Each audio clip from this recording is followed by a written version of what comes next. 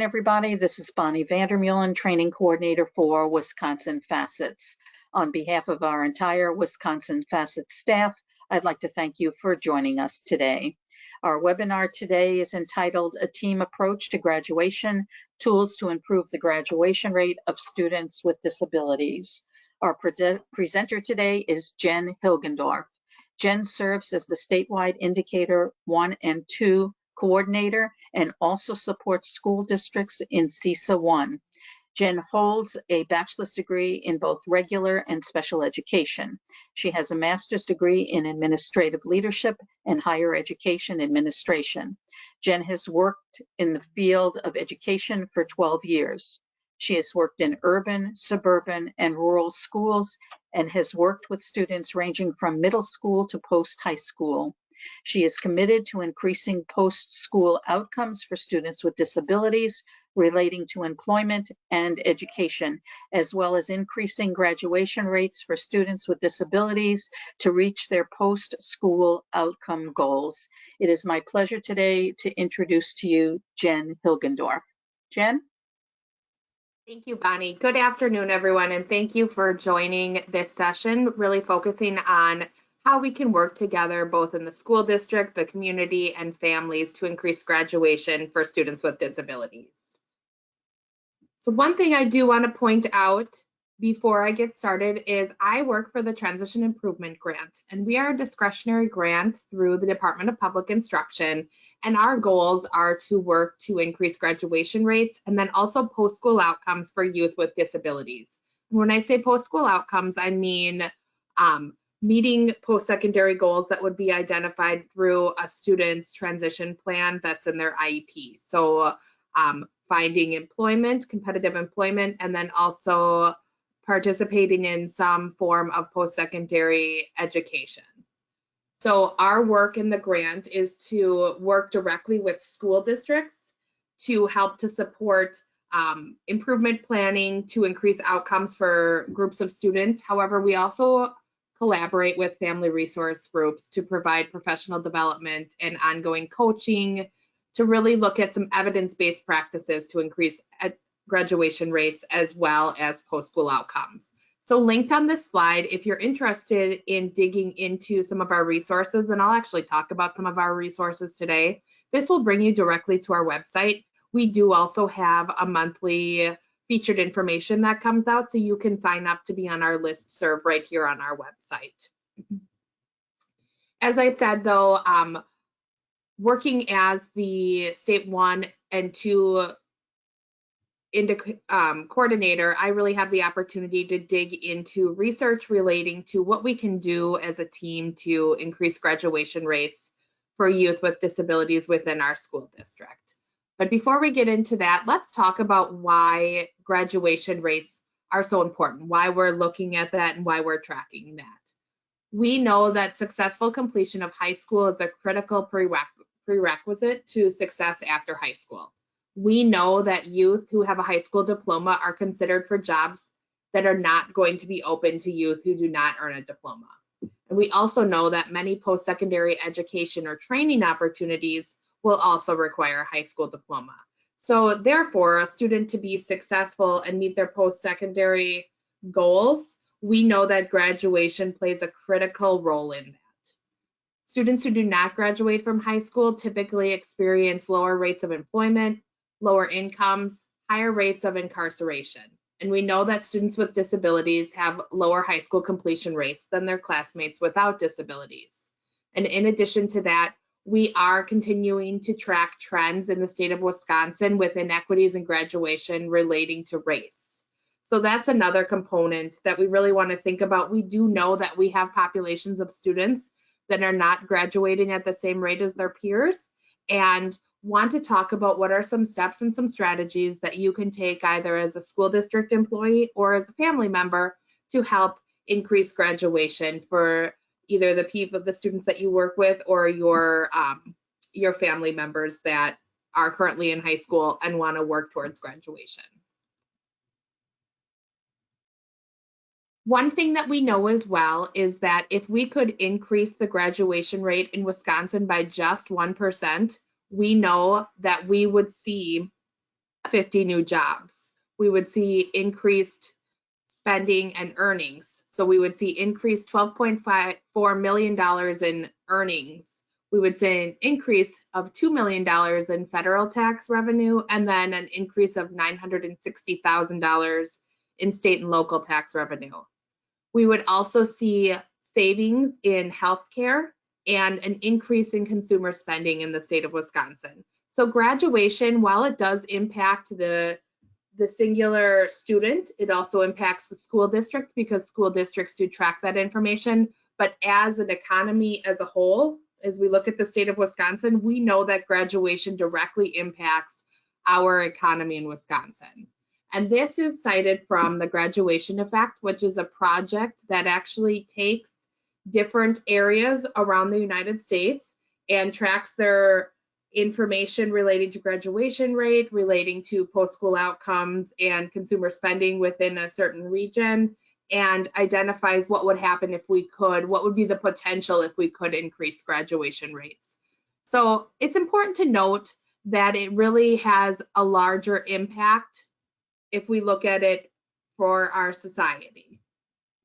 If you are interested in digging more into that, you can click the link, this Graduation Effect link right here. It actually lets you break down to specific areas in the state of Wisconsin as well, which can be kind of interesting.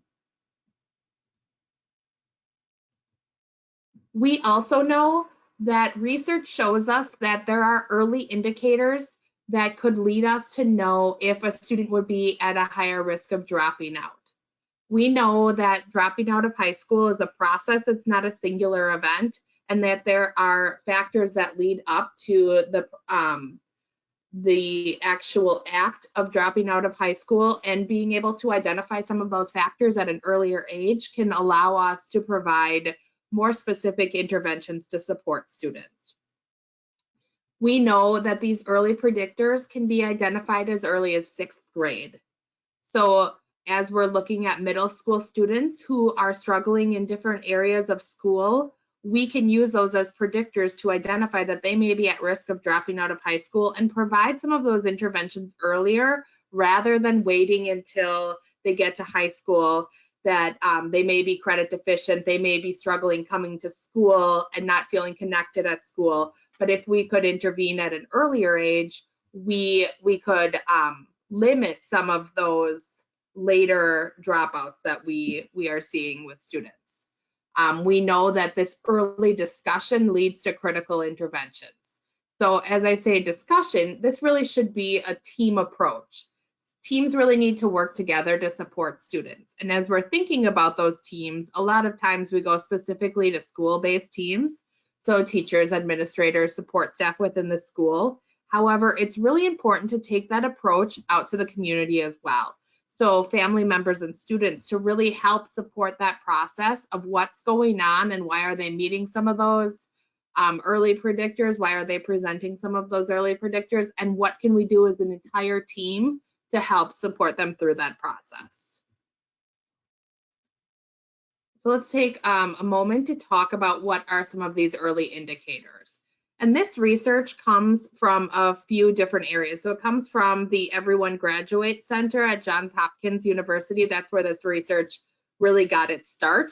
However, then also there has been a body of research that was conducted through the American Institute for Research that looked at some of these early indicators and identified what could we do if we developed a way to track and use those indicators to support students.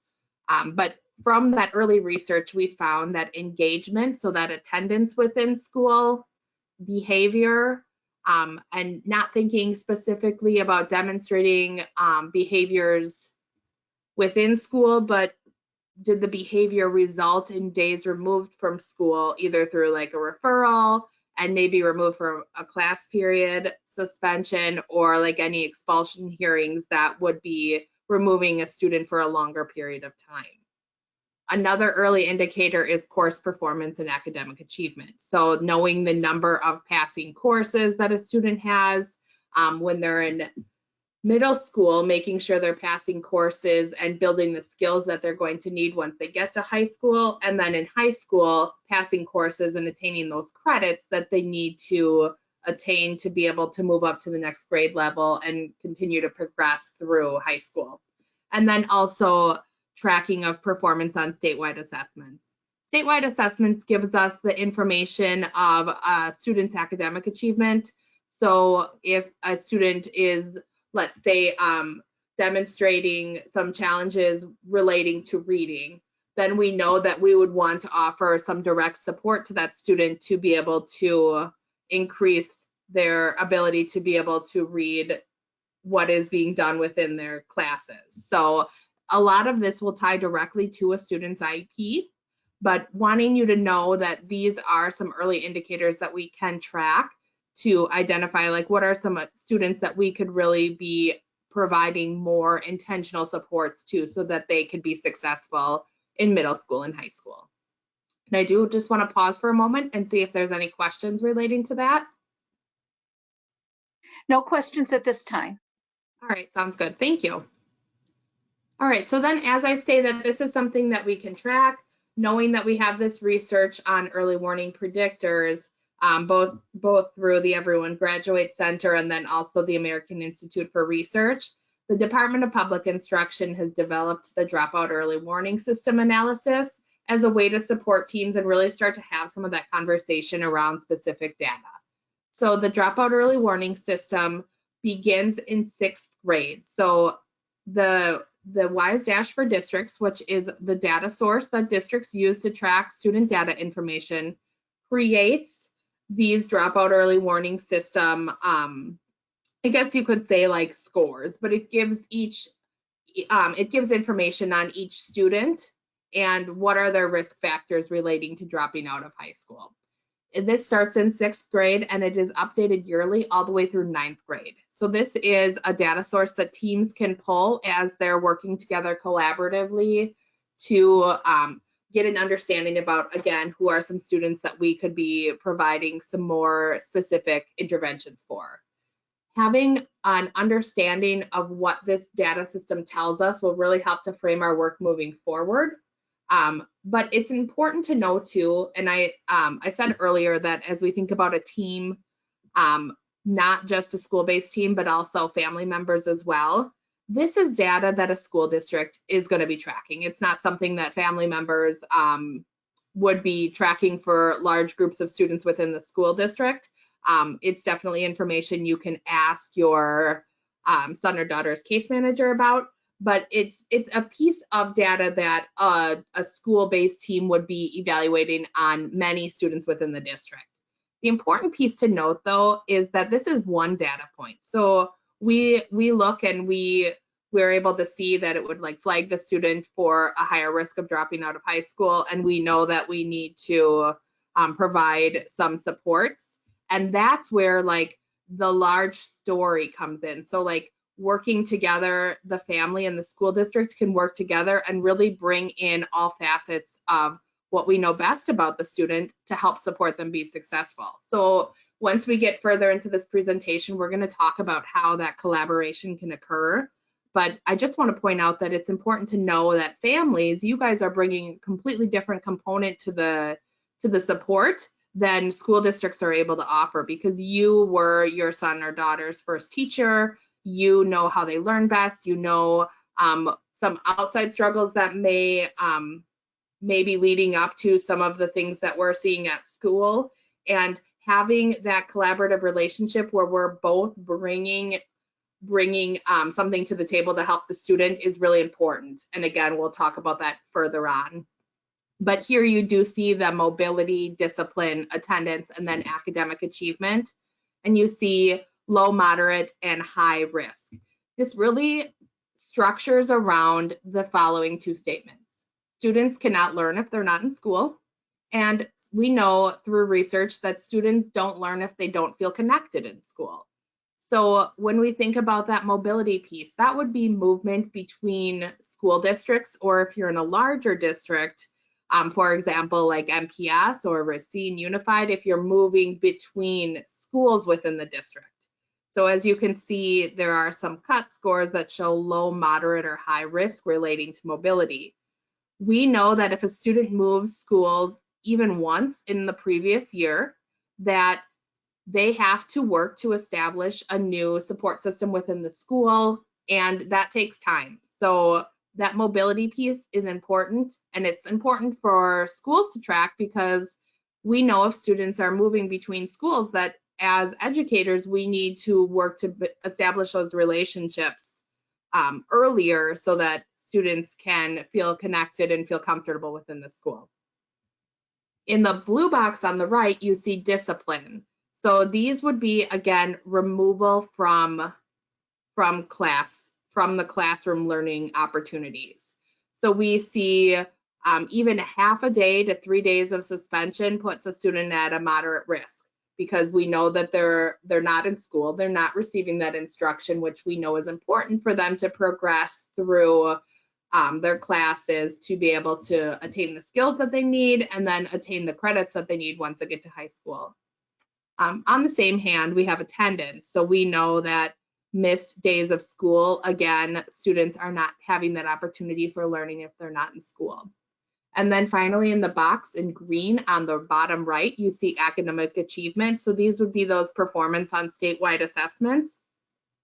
This does not have the same cut scores as I previously described in the other 3 boxes because it does, what it is these are normed assessments that compare students to their peers to give them their overall score. So you would receive those, if you are a school district, you receive those test score results and you're able to pull as larger groups of students. If you are a family member, you would receive these test score results mailed to you and would give you some information about where they sit relating to reading and math, writing, and I believe like those are the 3 that all years of assessment document. But just knowing if there are areas that a student may be behind grade level or maybe an area of growth, that as you are working with the school-based team and thinking about IEP goals, that you'd really want to have some IEP goals and some IEP services to support areas where students are struggling. Again, I want to pause just for any questions that may have come up. One quick question, and I believe this must be from a parent that says, does every IEP team refer to this dropout prevention early warning system? Because it's never been brought to my attention before. That's a very good question. No, that's not something that is always referred to as an IEP team, and there may actually be a team within a district that's reviewing that data, but it hasn't gotten to the team level. But I would say if you have questions specific to this dropout early warning system, I would bring it up with your son or daughter's case manager, and you could mention that the dropout early warning system is one of the data elements in the WISE Dash for districts. Okay, thank you very much. Absolutely. So then as we continue to move forward, again, I cannot say more, and I'm going to sound like a broken record throughout this entire thing. This team approach to supporting graduation is the most important thing. So when the National Dropout Prevention Center did a meta-analysis to identify all of the interventions that are done to support graduation, they identified what were our top interventions that really we are seeing great success with, and you see those in the blue on the left-hand side. So career development and job training, that's our number one. We know that if we can engage youth within careers or jobs that they're interested in when they're still in high school, that helps to pull that engagement all the way through high school. Directly below that, though, you see family engagement. We know that families who hold high expectations for their children and families who engage with the school district, we see more success when they are in high school. So we see higher grades, higher attendance, and lower disciplinary infractions, which we know directly ties to increasing graduation rate for youth. And we also know that those high expectations increase post-school outcomes for youth. So that means engagement in employment once they leave high school, and then participating in post-secondary education and training. So that family engagement piece is so important. And I'm saying this not only for parents who are, or families who are on this call, and I thank you guys for being here today, but for the educators who are on this call to also hear that, because that partnership is going to be what helps to support increasing graduation rate and increasing post-school outcomes for youth with disabilities. And I cannot say that enough. So I just wanted to really make that very clear in what I'm sharing today. And as we're thinking about why is family engagement important, as I said, this is a researched, evidence-based practice. We know that the National Parent-Teacher Association has also identified what are the following benefits for family engagement in education. We know that when parents are involved, students achieve more. This is regardless of socioeconomic status, ethnic or racial backgrounds, or the education level of family members. We know the involvement of parents and families is going to help a student's achievement regardless of any other factors. We know the more extensive the family involvement, the higher the student achievement. We know that when families are involved in their students' education, those students have higher grades, higher test scores, better attendance, and complete homework more consistently. We know that when families are involved, students exhibit more positive attitudes and behavior, both at school, but also in the community and at home. We know that students whose families are involved in their lives have higher graduation rates and greater enrollment rates in post-secondary education, and different types of parent and family involvement produce different gains. To have long-lasting gains for students, family involvement activities must be well-planned, inclusive, and comprehensive. So that's also speaking to the school district side. As we're thinking about opportunities to engage families, we don't want them to just be like a family night and that's it. But what are more consistent ways that we can have engagement and have the family feel very included in the entire process of education for the youth is something important to think about. We know that educators hold higher expectations of students whose parents or families collaborate with the teacher, and also hold higher opinions of those family members. The research also tells us in programs that are designed to involve families in full partnership, student achievement for disadvantaged children not only improves, but it can reach levels that are standard for middle-class children. In addition, the youth who are the farthest behind make the greatest gains when families are involved. So these are points that are coming out of this research, and I have a few more to share, but I cannot say it enough that family engagement is such an important component for success for a student when they're in school, both in the early grades and then also high school, but then also meeting goals once they leave high school. So let's just look at a couple more as we're getting to some of those older grades. We know that family involvement supports students' behaviors such as alcohol use, violence, and antisocial behavior. It supports the decrease of those. We know that students are more likely to fall behind in academic performance if their family did not participate in school events, developed a working relationship with their child's educators, or kept up with what's happening in their child's schooling. We know the benefits of involving parents and families is not confined just to early years, which is traditionally when that family involvement is so imperative, but we know that if we move that into older grades, we see significant gains at all ages and all grade levels.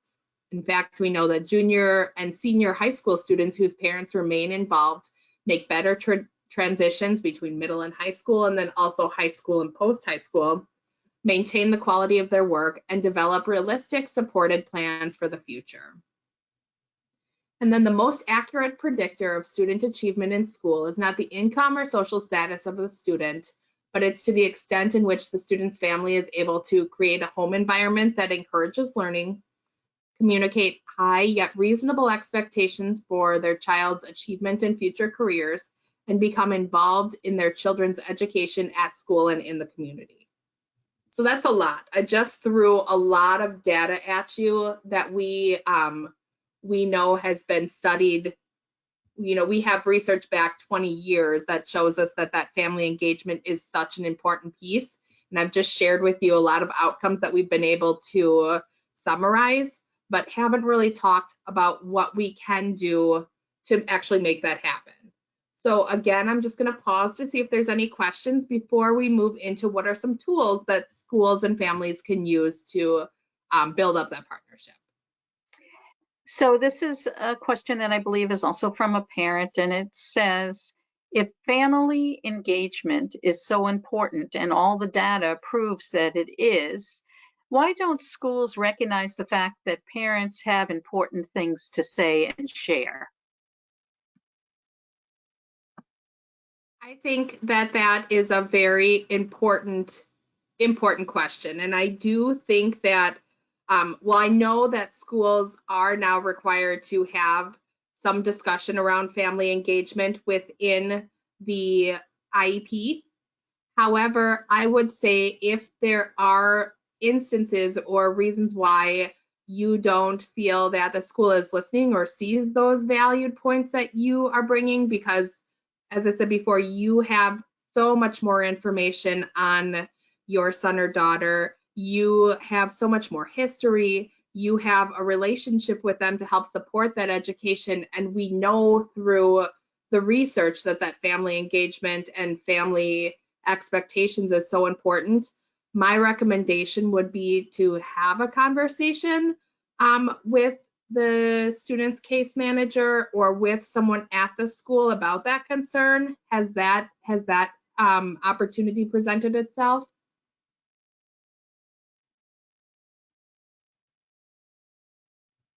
Okay, and that's all I have right now, but Okay. there wasn't any other follow-up question to that. Sounds good. So I think that these next things that we're going to dig into might kind of help to forge that relationship. Absolutely, that should not be something that solely goes onto the shoulders of the family members, and I want to make that very clear. However, want to share like some specific things that as a family member, as a parent, you can do to help support building those relationships, even if they might be challenging. And I do apologize that that's something that you're dealing with at this time. So what can we do? So again, as we're going through this, I'm going to share action steps that families can take, as well as action steps that educators can take. And this is coming directly from the National Center for Families Learning. They partnered with the Annenberg Foundation and created an educator and family toolkit.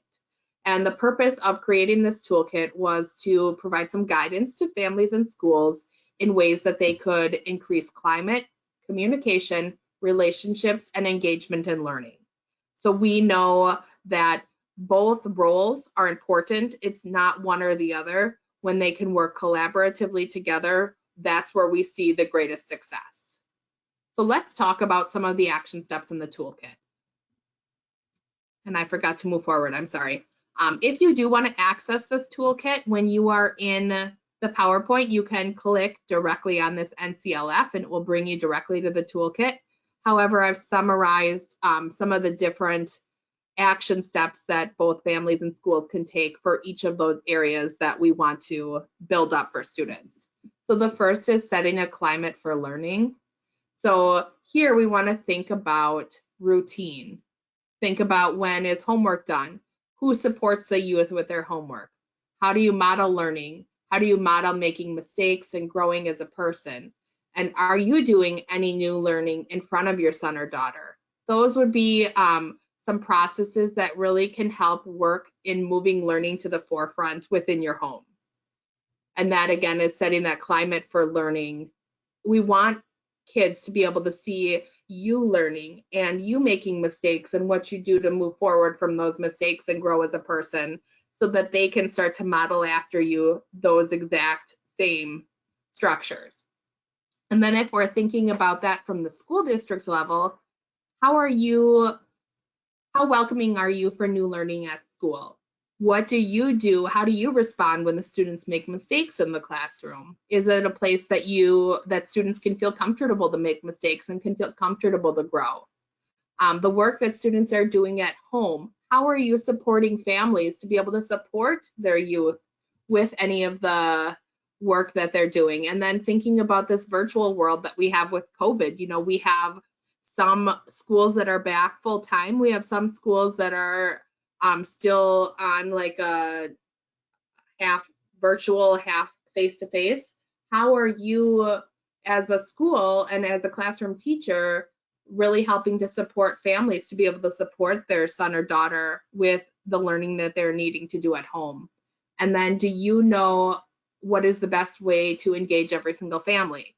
So that's another important piece to think about, is if you're offering that ongoing support to families for how they can support their youth, are you reaching out to them and engaging them in the way that's going to be the most convenient and the most supportive to them? Because we know not all families have the same time to be able to communicate with you, have the same means of communication, speak the same language. So we want you to also, as a school district, think about what is the best way that you can engage each family, and particularly those families for students that are identified or are demonstrating some of those criteria that we know may be at risk of dropping out.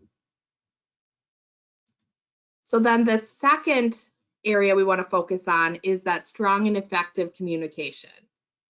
So strong and effective communication is important to be able to have some of those crucial conversations that are really critical for the growth of students.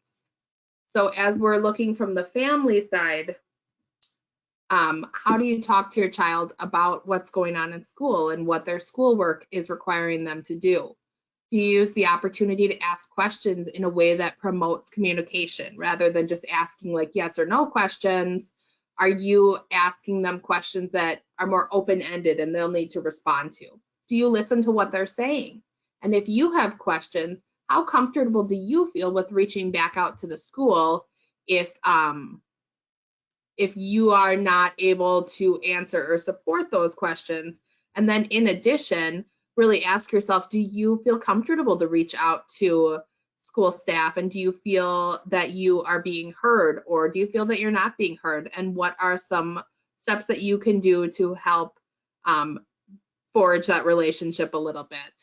And then from the school district side, does your communication employ multiple forms? So are you reaching out in different ways? Does your communication provide a means to be able to build rapport and relationships? So more than just saying this has happened, or I'm calling because this student, misbehaved in class, but are you working to build relationships? Because families are going to feel a lot more comfortable if you are taking the time to build those relationships and not just calling when there is something troubling going on at school. Really thinking about how can you build up the opportunities to develop that team approach and really build a team with a family member. And then in addition, take some time to assess your communication. Is it regular? Is it purposeful? Is it effective? And then I'd bring you back to that last question that is on the family side. When family members are reaching out to you, are you hearing them? Are you responding and providing that support? Or is it just, yes, I hear what you're saying, and then kind of moving on? How that component of really hearing families and developing that relationship is so important.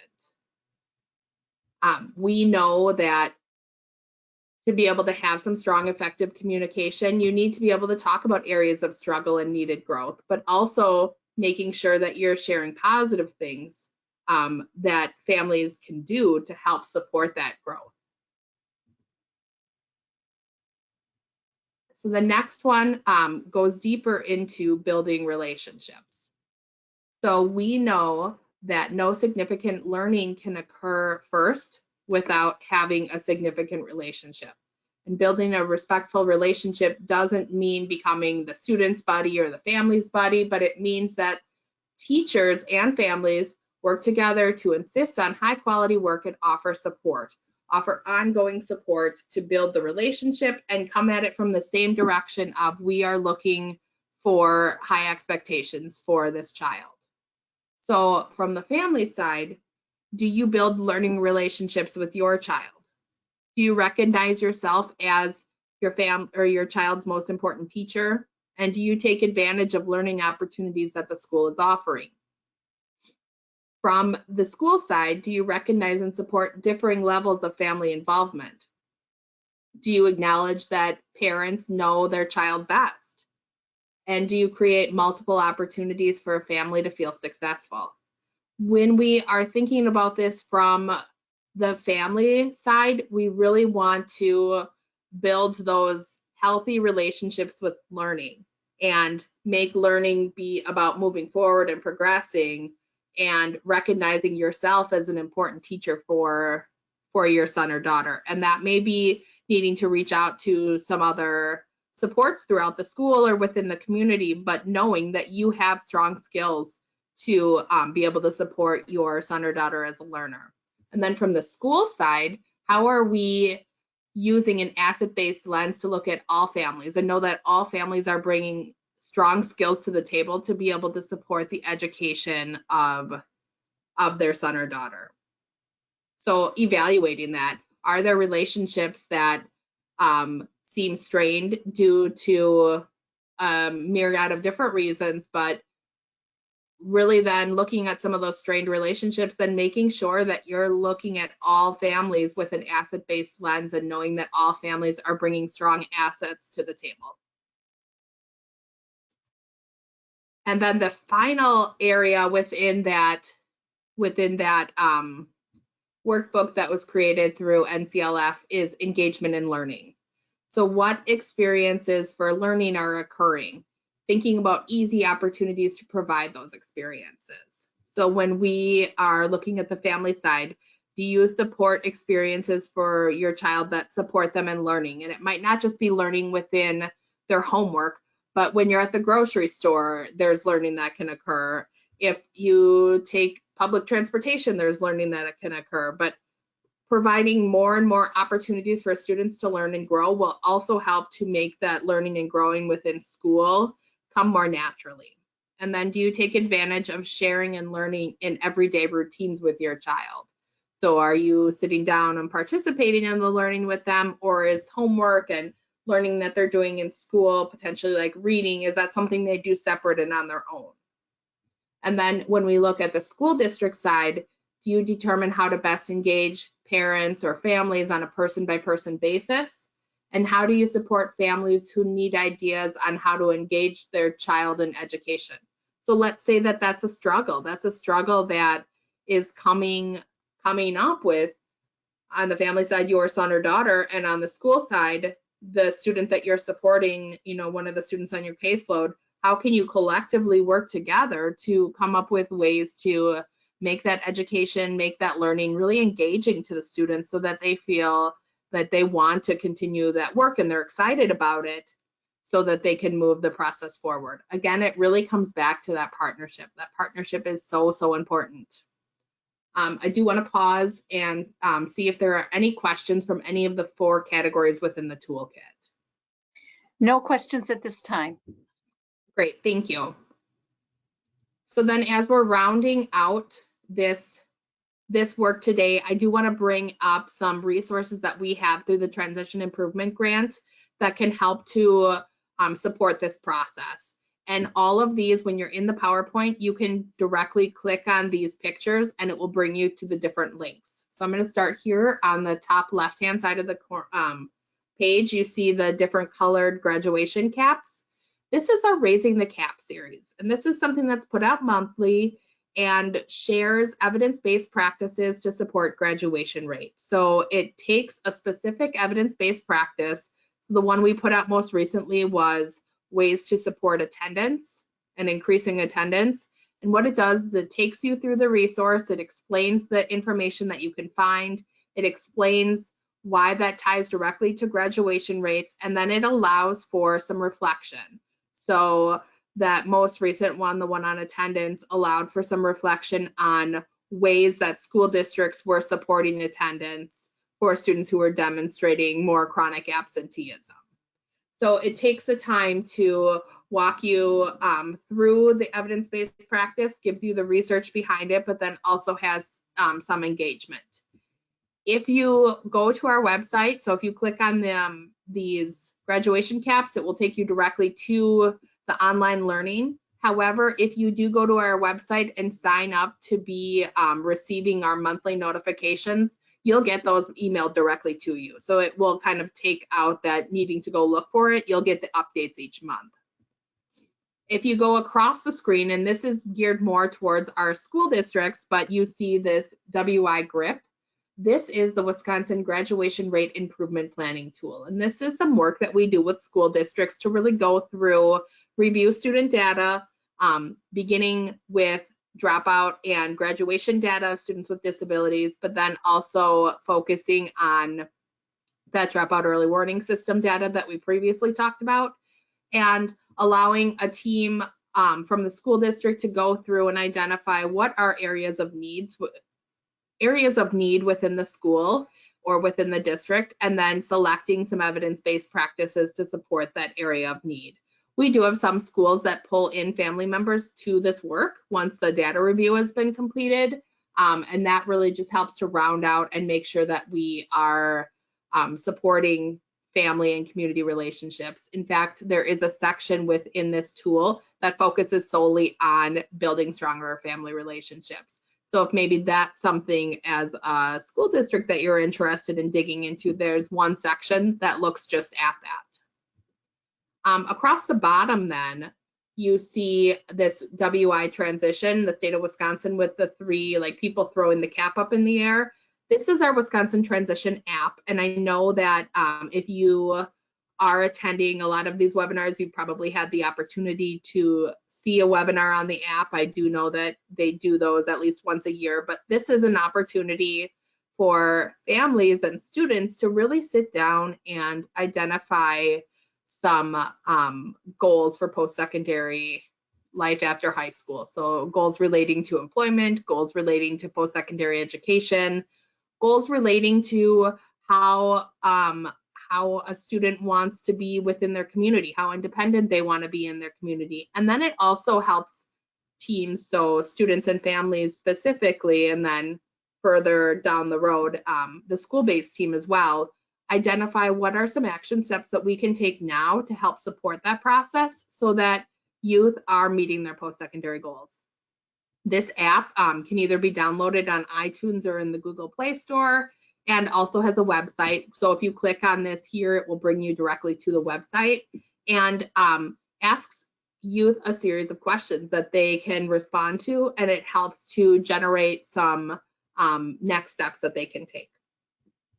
This video, or this like cartoon that you see in the middle with the people in graduation robes in front of the tree, this is a video that we're not going to be able to play today, but I encourage you to watch it.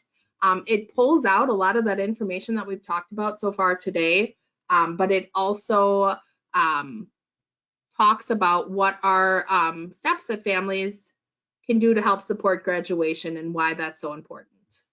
And then the final link that you see on your page right here down at the bottom, I talked about those evidence-based practices that we know increase graduation rate in not only youth with disabilities, but all youth. And this document here actually brings you to all of the research that I've shared today, as well as a much more extensive body of research talking about graduation rate. So this is also linked on here for you. At this time, I do want to pause to see if there's any additional questions. There is one question, and it seems as if there's lots of really good resources that you have that are available. As a parent, how do I suggest that the school team, the IEP team, takes a look at all of this, because I think that this would be really pertinent for my child? I would suggest, I believe that this webinar is being recorded, so that's something that could be potentially shared with a case manager, or you do have access to this PowerPoint, so bringing this PowerPoint to them to have some discussion. But thinking about the opportunity to really sit down and going back to that toolkit, building those relationships. So talking about with your son or daughter's case manager about what is our goal. Our goal is to work together to help my son or daughter graduate high school and then meet their post-secondary goals. And I learned about these great tools on this call from Wisconsin Facets today that I'd like to share with you and talk about how we could potentially utilize some of them to help support my son or daughter. That would be my recommendation. However, as we finish, I'd be happy to stay on and answer any additional questions, or you do also have my contact information. So if you want to reach out and have a more specific conversation about the situation with more specific to the school and to your son or daughter, I'd be happy to do that as well. So please feel free to reach out to my email. And I think that's a really good suggestion, and that just to let everybody know that probably about 2 hours after the live presentation is completed today, you will be receiving an electronic copy of the webinar today, so you'll have that at your disposal to use if you need to do so. And that's all I have right. Yep, that's all I have right now. Okay. I would say too, for families, we know that school districts need to track graduation rate and dropout rate of students with disabilities annually, every single year. So it is something that comes up. And if it's a concern that you have and you don't feel that your concern is being heard by the case manager, or maybe the case manager doesn't feel comfortable responding to that because they might not be a part of that work within the district, I would say reaching out to the principal or the assistant principal too, or anyone who would LEA an IEP meeting would probably have a more direct connection with some of the work that's already going on within a district. We do have another question that just came in. Absolutely. And hang on one second and let me see if I can read it. Person is wondering about graduation based on IEP goals rather than credits. Is that possible? Can you, in other words, can you base graduation on quote goals and not quote credits? So that is an individual IEP decision. I do know that there is room for that. However, that's not something that I can speak specifically to because that's something that needs to occur within the context of the student's IEP. Okay, and that's all I have right now. Sounds good. Then I just want to end on, again, this is a video. Feel free to come back to it. It's like 30 seconds long. Aloe Black worked together with the National Education Association to put out a PSA on the importance of graduation. And this one is geared directly towards youth. So this might be something that you consider sharing with your son or daughter, or as educators, consider sharing with students that you're supporting. So wanted to have this link on here for you as well. I thank you again for the time to be able to go through some of these resources with you. This has been something that I've been really digging very deeply into in the past 2 years. So I'm really excited to be able to share it with families and school districts, and have greatly appreciated your questions. And please note, if you have any further questions or want to talk more specifically, please feel free to reach out. I look forward to any communication that you guys may reach out for.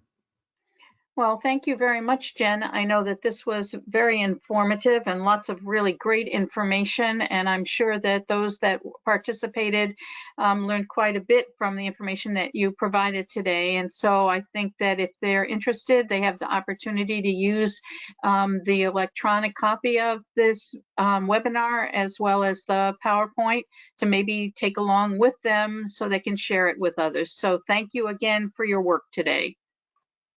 Thank you very much for having me. So this will conclude our webinar for today. We'd like to thank all of you for joining us. Please be reminded that Wisconsin Facets has over 100 scheduled trainings and webinars for 2021. And please feel free to check out our website calendar and register for any of the upcoming trainings that may be of interest to you. Also, please watch for the short evaluation that will be coming your way after the live presentation today. Again, thank you, Jen, and thank you all for participating today. Have a great day. Bye-bye. Goodbye. Thank you.